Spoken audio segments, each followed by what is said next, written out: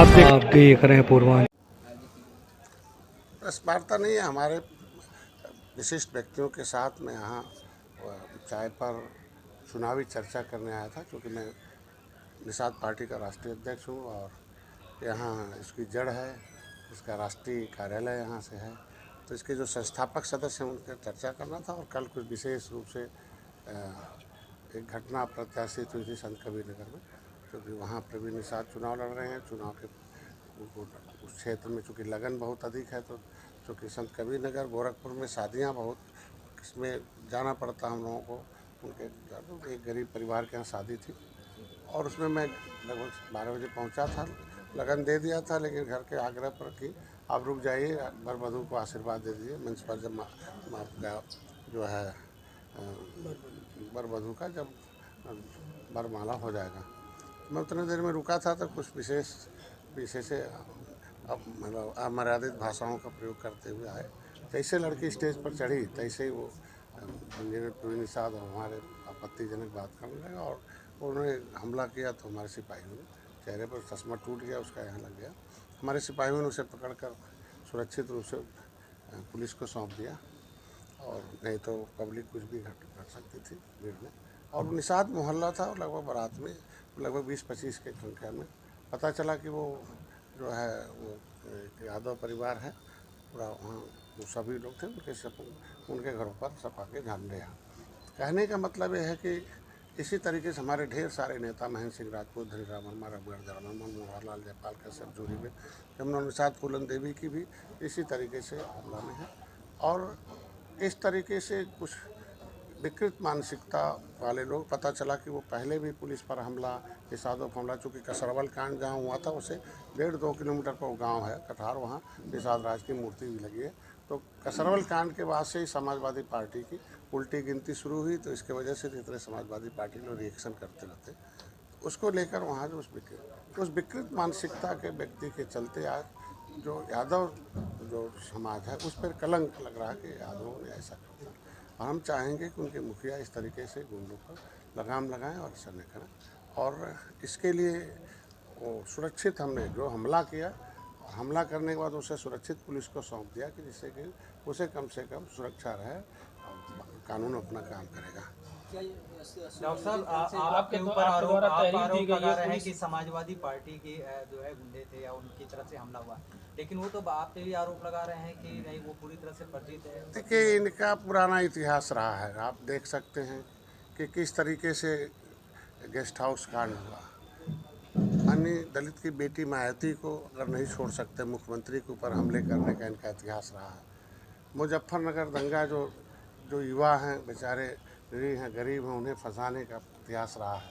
तो इनका एक इतिहास रहा इस तरीके का काम करने का। और इससे पहले भी हमारे तमाम नेताओं, जितने भी नेता अभी मैंने नाम गिनाया जो जैसे किया गया, ये जो सुनियोजित परिणाम था कि उसमें 2 को दारू पिला के भेज दिया, बाकी ऐसे थे भाग गए, जो भागने वाले थे 7 पकड़े गए। आज के दिन में उनका प्लान था कि जब हम हमला करेंगे तो लोग, निषाद लोग उनके ऊपर हमला करके उसे एक्यूज बनाएंगे और नया दूसरा एक मोड़ आ जाएगा। तो चुनाव को मोड़ने के लिए, चुनाव को प्रभावित करने के लिए, लेकिन सूझबूझ से काम हुआ कि उसको, हमलावर को पकड़कर पुलिस को सौंप दिया गया। मंत्री जी, आप लोगों की तरफ से तहरीर दिया गया, निश्चित रूप से 7 लोग पकड़े गए, रात में ही FIR हो गया था, उसमें रात में ही ली गई। उनके बयान के आधार पर जो हमला किया था उसके आधार पर उस हमले में कौन कौन लोग शामिल थे उनके ऊपर FIR हुआ, वो भी पकड़े गए हैं। कुछ अज्ञात लोग हैं उनके, वो भी खोजे जा रहे हैं, उस पर अपना कानून काम कर रहा निश्चित रूप से है। और वहाँ हमें समाजवादी पार्टी की नीतियों के खिलाफ, उनके गुंडों के खिलाफ हमें प्रदर्शन बैठा, वहाँ भी था कि हमारे समर्थक उसे मार देंगे, तो उनको वहाँ से हटाकर अब धरने में शामिल करा लिया कि किसी तरीके से उसका जान बचे और वो कम से कम जिंदा रहेगा, तब तो बताएगा सही बात क्या है, कौन उसका षड्यंत्रकारी है। तो ऐसे अपील करता हूँ कि आज के दिन में अपने समाज को समझा कि एकदम इस समय अपने वोट को इकट्ठा करें, अपनी शक्ति करें, और हमारा ही वोट लेकर सत्ता में रह कर लंबे समय तक हमारे ही लोगों को सताया जाता है। और हम लोग जैसे मुख्यमंत्री मायावती के खिलाफ हमले हों, डॉक्टर संजय नेतृत्व करते हैं उनका, उनको पसंद, ये योगी मोदी के साथ रहते डॉक्टर संजय की जो लोकप्रियता है, उस पर ये हमला मेरे नहीं, मेरे समाज के ऊपर है, क्योंकि मैं उनका नेतृत्व करता हूँ। डॉक्टर साहब, क्या लग रहा है, जैसे पूर्वी यूपी की बात अगर करें तो एक बार फिर से माहौल खराब करने की कोशिश या कुछ षड्यंत्र किया गया है? ऐसा लग निश्चित रहा रूप से वो हमेशा ऐसे ही गुंडों के सहारे सत्ता में रहते रहे। इतना आश्वस्त है कि सब गुंडे खत्म है, जो बचे खुचे लोग हैं अब दोबारा वो जो कहीं हैं वो गाँव में रहेंगे, वो भी जाएंगे। और इस तरीके से हमेशा ही उनका काम है कि इस माहौल ख़राब करके लोगों को से करके वोट लिया जाए। है? अच्छा डॉक्टर साहब, आप क्या मांग करते हैं? कोई सुरक्षा की मांग करते मैं हैं? निश्चित रूप से मांग करता हूं कि हमारे, चूँकि हम बाहर जाते हैं, राष्ट्रीय अध्यक्ष हैं, तो ये सुरक्षा दूसरे प्रदेशों में जीरो हो जाएगी। अब इस तरीके का डायरेक्ट हमारे ऊपर हमला था, भाई एलाइव की रिपोर्ट पर हमें Y+ मिली है, लेकिन दूसरे प्रदेशों में जाते हैं तो वो इतना पुख्ता नहीं है जिस हिसाब से है। तो हम चाहते हैं कि हमारी जो सुरक्षा हमारे लोगों की, हमारे समाज की सुरक्षा है कि वो Z+ कर दी किस जाए, जेड हो जाए और केंद्रीय सुरक्षा हो, क्योंकि हम दूसरे प्रदेशों में भी जाते रहते हैं, पूरे देश के मछुआरों का नेतृत्व करते हैं। इसीलिए तो हम आज के दिन में इस बात को मोदी योगी तक पहुंचाने में कामयाब हुए। कितना खतरा आपको महसूस हो रहा है आगे? बहुत ही खतरा है, लेकिन ऊँचे खतरे डरने वाले नहीं हैं इन लोगों के हमले से। हम लोग अंग्रेज़ों मुग़लों को भगाने वाले हैं और ढेर सारे आंदोलन करके आए। तो खतरा बहुत ही आपके सामने ही है, किस तरीके से वीडियो है।